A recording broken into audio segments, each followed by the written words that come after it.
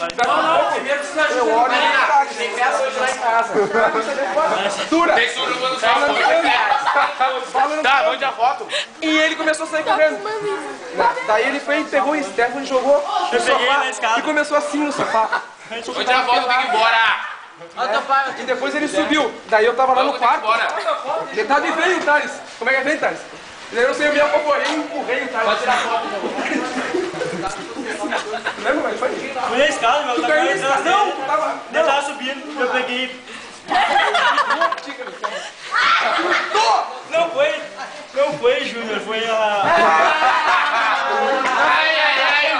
Aí depois tinha uma mancha na calça do Stefano. E ele enlouqueceu o Stefano que era shampoo. E o Stefano pegava e fazia assim, ó. Isso não tem cheiro de shampoo. Mas era shampoo. E o Stefano só falava fazer assim, ó. Não tem cheiro de shampoo. Peguei, né?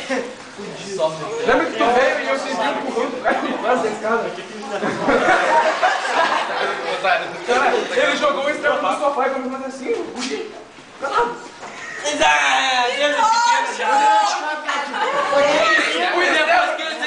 não tivesse tanta gente, eu acho que o Stefano ia deixar. Ontem eu saí do banho, né, de toalhinho, e o aqui no meu computador sentadão.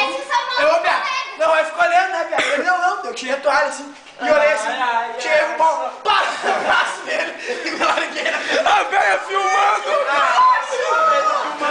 E o Martim deu um close nele. Que isso? Que isso? Cadê? Ah, meu, hoje a bola tem que ir embora. Vou tirar foto com a Mike tem que ir embora. Mas lá não faz milagre. Tá, vamos juntar, senão tem que ir embora.